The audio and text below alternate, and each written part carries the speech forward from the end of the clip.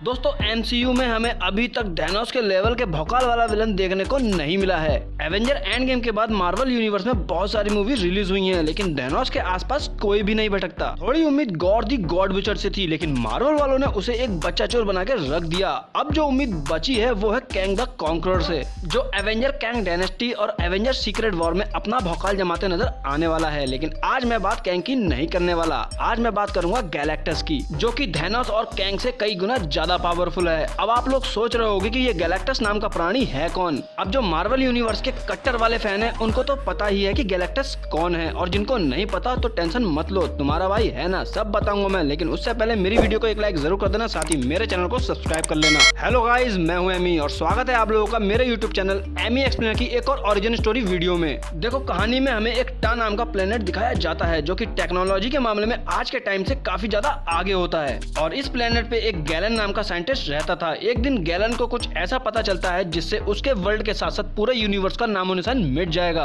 और एक new world के साथ साथ एक नया यूनिवर्स भी बनेगा। इस इवेंट को बिग बैंग भी कहते हैं। इस बिग बैंग होने से पहले गैलन के प्लेनेट के लोग रेडिएशन पॉइजनिंग से मरने लगते हैं। फिर गैलन इस बिग बैंग को रोकने के लिए एक टीम बनाकर एक स्पेसशिप को लेकर निकल जाता है। गैलन और उसकी टीम जानती है वो इस मिशन में जिंदा वापस नहीं आने वाले, और वो स्पेसशिप को लेकर उस बिग बैंग के अंदर घुस जाते हैं। लेकिन इस बिग बैंग के अंदर घुसते ही गैलन को छोड़ के उसकी टीम के सारे मेंबर मारे जाते हैं। उस बिग बैंग के अंदर गैलन को कुछ cosmic being sentience of universe दिखाई देते हैं, जो कि बिग बैंग होने का असली कारण भी होते हैं। बिग बैंग होते ही सेंटियंस ऑफ यूनिवर्स गैलन के साथ जुड़ जाते हैं। बिग बैंग होने के बाद एक नया यूनिवर्स बनता है, और इस नए यूनिवर्स में सेंटियंस और गैलन एक साथ जुड़ने से गैलेक्टस में ट्रांसफॉर्म हो जाते हैं, जो कि प्योर एनर्जी से बना होता है और अपनी स्लीपिंग फॉर्म में स्पेसशिप में यहाँ वहाँ भटकता रहता है। फिर एक वॉचर की नजर इस स्पेसशिप पे पड़ती है। वैसे तो वॉचर का काम होता है सिर्फ चीजों पे नजर रखना, ना कि चीजों से छेड़छाड़ करना, लेकिन इस वॉचर को न जाने कौन सी खुजली होती है जो इस स्पेसशिप को रोक लेता है और सोए हुए गैलेक्टस को जगा देता है, जो अभी प्योर कॉस्मिक एनर्जी फॉर्म में होता है। उसके बाद गैलेक्टस उसी एनर्जी से खुद को एक बॉडी में अपग्रेड कर लेता है और अपने शिप को एक शेल में ट्रांसफॉर्म कर देता है, और उसी शेल के अंदर हजारों सालों तक अपने आप को फाइनल फॉर्म के लिए ट्रांसफॉर्म करता रहता है। फिर कई सालों बाद वो शेल एक आर्कोपिया नाम के प्लेनेट के पास आ जाता है। दूसरे स्पेसशिप इस शेल को एक दुश्मन का वेपन समझ इस शेल पे अटैक कर देते हैं। उनके अटैक करते ही गैलेक्टस अपने फाइनल फॉर्म में बाहर आता है,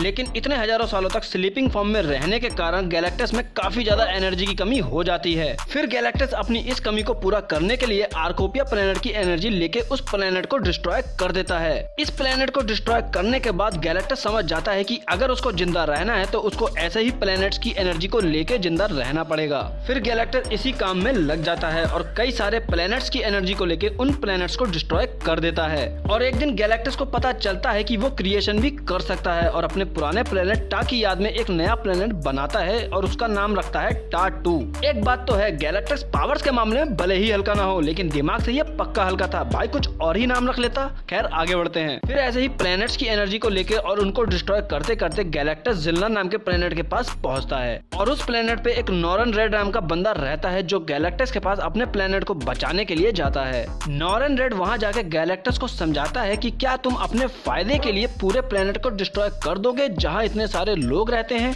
लेकिन ये गैलेक्टस तो उजड़ा चमन है, ये ऐसे कहाँ मानने वाला। फिर नॉरन रेड गैलेक्टस से कहता है, मैं तुम्हारा गुलाम बन जाता हूँ और तुम्हारे लिए ऐसे प्लेनेट ढूंढूंगा जहाँ सिर्फ जानवर और पेड़ पौधे होंगे। गैलेक्टस इन सब चीजों के लिए मान जाता है। फिर गैलेक्टस अपनी पावर से नॉरन रेड को सिल्वर सर्फर में ट्रांसफॉर्म कर देता है। फिर सिल्वर सर्फर गैलेक्टस के लिए ऐसे प्लेनेट ढूंढता है जहाँ सिर्फ पेड़ पौधे और जानवर होते हैं। कुछ टाइम बाद सिल्वर सर्फर अर्थ का पता लगा लेता है और उसकी इन्फॉर्मेशन गैलेक्टस को दे देता है। उसके बाद गैलेक्टस अर्थ पर आता है, जहां उसका सामना फैंटास्टिक फोर से होता है। लेकिन सिल्वर सर्फर को अर्थ के लोगों के लिए बुरा लगने लगता है और वो गैलेक्टस को धोखा दे देता है। फिर फैंटास्टिक फोर गैलेक्टस को रोकने में लग जाते हैं और रीड रिचर्ड्स ह्यूमन टॉर्च को गैलेक्टस के प्लेनेट टा-2 पे भेजता है, और उस प्लेनेट पे एक अल्टीमेट वेपन होता है जो गैलेक्टस को मार सकता है, जिसका नाम अल्टीमेट नलीफायर होता है। ये सारी इन्फॉर्मेशन रीड रिचर्ड को वॉचर देता है। जहां ह्यूमन टॉर्च उस प्लेनेट से अल्टीमेट वेपन लेके आता होता है, तब तक सिल्वर सर्फर, फैंटास्टिक फोर और बाकी सुपर हीरो मिलकर गैलेक्टस को रोकने में लग जाते हैं। कुछ टाइम बाद ह्यूमन टॉर्च वो अल्टीमेट वेपन लेके आ जाता है और गैलेक्टर रीड रिचर्ड के हाथों में वो अल्टीमेट वेपन देखकर पगला जाता है और बोलता है कि इस वेपन से पूरा यूनिवर्स खतरे में है और ये वेपन इतना पावरफुल है कि पूरे यूनिवर्स को एक साथ खत्म कर सकता है। फिर गैलेक्टस फैंटास्टिक फोर के सामने एक शर्त रखता है कि तुम अगर मुझे ये वेपन दे दो तो मैं अर्थ छोड़कर चला जाऊंगा। फिर वॉचर के कहने पे रीड गैलेक्टस को उसका वेपन दे देता है और गैलेक्टस अर्थ छोड़कर चला जाता है। ये तो थी गैलेक्टस की comic book origin story. Galactus कई सारी एनिमेटेड सीरीज में हमें दिखाई दे चुका है और मूवी में हमने गैलेक्टस को fantastic four rise of the silver surfer में देखा था, जिसमें एक छोटी सी झलक गैलेक्टस की दिखाई देती है।